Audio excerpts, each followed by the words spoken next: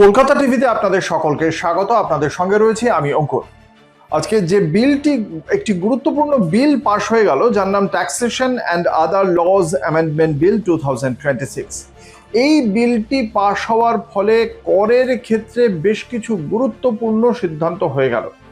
আমরা যে ইউপিআই দিয়ে, ইউনিক পেমেন্ট ইন্টারফেসের মাধ্যমে মোবাইল থেকে টাকা দিয়ে, সেটা ফোনপে হোক, গুগল পে হোক, বিভিন্ন যে পেব্যাক হোক, যা হোক, যেগুলো দিয়ে আমরা কেনাকাটা করি সাধারণত, এক্ষেত্রে এই কেনাকাটার ওপর কর আরোপ হতে চলেছে এবং সেটা এখনো অবধি হয়নি। এ বিষয়ে একটা প্রস্তাব রয়েছে এই বিলে এবং সেক্ষেত্রে ছোট দোকান না হলেও বড় দোকানের ক্ষেত্রে কিন্তু এটা একটা বড় রকমের প্রভাব ফেলতে চলেছে। কি সেই বিষয়, গুরুত্বপূর্ণ কোন কোন বিষয় রয়েছে এই বিলের মধ্যে, সেটাই বিশদে জানাবো দর্শকদের। প্রথমতই জানাই এই ইউপিআই এর বিষয়টি। এতদিন পর্যন্ত আমরা যে ইউপিআই পেমেন্ট করতাম, সেখানে এই দোকানদারের কাছ থেকে ব্যাংকে কোনো রকম অতিরিক্ত চার্জ নিত না। এর হচ্ছে গিয়ে ব্যাংকের এই লেনদেনগুলোর ওপর এমডিআর বা মার্চেন্ট ডিসকাউন্ট রেট নামক একটি চার্জ আরোপ করা থেকে বিরত রাখছিল। কিন্তু এবার তার একটা প্রস্তাব থাকছে, তবে সেক্ষেত্রেও ছোট ব্যবসায়ী, ছোট সবজি ব্যবসায়ী বা চায়ের দোকানে যে আমরা এই মোবাইল দিয়ে ইউপিআই পেমেন্ট করি, সেক্ষেত্রে হবে না। কিন্তু বড় পেমেন্টের ক্ষেত্রে যদি 2000 টাকার ওপরে আপনি পেমেন্ট করেন ইউপিআই দিয়ে, তাহলে যে দোকানে পেমেন্ট করছেন সেই দোকানের দোকানদার যদি বার্ষিক টার্নওভার 50 লাখ মতো হয়, 50 লাখের মতো হয়, তাহলে কিন্তু ওই দোকান থেকে কোনো জিনিস যদি আপনি ইউপিআই পেমেন্ট করেন এবং ইউপিআই দিয়ে আপনি যদি কেনেন, তাহলে ওই দোকানদারকে, অর্থাৎ বিক্রেতাকে, ওই যে বস্তুটি আপনি কিনছেন তার সঙ্গে সমানুপাতিক হারে একটি ট্যাক্স তাকে দিতে হবে গভর্নমেন্টকে। এই বিষয়টি খুব স্বাভাবিকভাবেই বিক্রেতা নিজের পকেট থেকে নিশ্চয়ই দেবেন না। ফলে সেই সমস্ত দোকানদার, যে বড় দোকানে আপনি যখন কিনতে যাবেন, ফলে সেই যে পণ্যটি আপনি কিনছেন সেই পণ্যের দাম বাড়িয়েই নিশ্চয়ই সেই করের টাকাটা উসুল করবেন বিক্রেতা। ফলে কিছু কিছু ক্ষেত্রে এই সমস্ত জিনিসপত্রের দাম বাড়তে চলেছে, বোঝাই যাচ্ছে। তবে ছোটোখাটো ক্ষেত্রে ইউপিআই দিয়ে বিক্রির ক্ষেত্রে এটা বড় কোনো প্রভাব পড়বে না। আর কি চেঞ্জেস হতে চলেছে?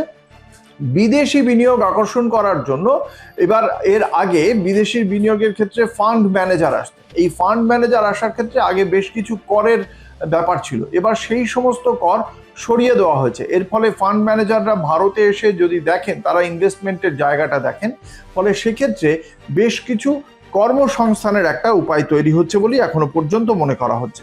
এছাড়া অনেকে মিউচুয়াল ফান্ড বা ডিম্যাট অ্যাকাউন্টের মাধ্যমে যে সমস্ত কেনাকাটা করেন, তাদের ক্ষেত্রে বলা হচ্ছে যে সংশ্লিষ্ট কোম্পানির নতুন কর ব্যবস্থায় স্থানান্তরিত হলেও অর্জিত যে ডিভিডেন্ড, আপনি যে ডিভিডেন্ডটা পাচ্ছেন, সেটা করমুক্ত থাকবে, এমনটাই বলা হচ্ছে। এটা ক্ষুদ্র যারা বিনিয়োগকারী তাদের জন্য অবশ্যই একটা সুখবর। ইলেকট্রনিক্স উৎপাদনের ক্ষেত্রে একটা কর ছাড়ের জন্য বলা হয়েছিল 31 সাল পর্যন্ত।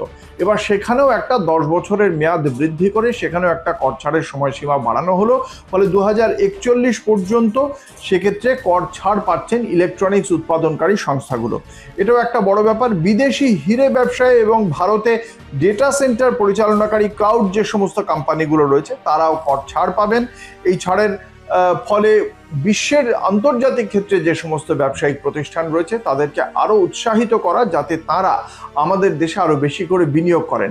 এই কর ছাড়ের মাধ্যমে বিনিয়োগ যদি বাড়ে, বিনিয়োগ বাড়লেই কর্মসংস্থানের ক্ষেত্র আরো তৈরি হবে বলেই মনে করা হচ্ছে এবং কেন্দ্রীয় সরকারের পক্ষ থেকেও সেই বিষয়টি বলা হয়েছে। এর পাশাপাশি যেটা আছে, এই বিলের মাধ্যমে ডেটা সেন্টার, হিরে, electronic supply chain, fund management, এতগুলো জায়গায় এবং সরকারি সিকিউরিটিজ, এতগুলো জায়গায় যেহেতু এর কর ছাড়ের একটা প্রস্তাব রয়েছে এবং ইতিমধ্যে এই বিল আজ নিম্ন কক্ষে পাশ হয়ে গিয়েছে, রাজ্যসভায় বিল পেশ হবে। ফলে সেক্ষেত্রে এই বিলটি পাশ হলে কর্মসংস্থানের জায়গা বেশ কিছুটা তৈরি হবে বলেই মনে করা হচ্ছে। এমনই খবরের জন্য দেখতে থাকুন কলকাতা টিভি, রাত দিন 7 দিন।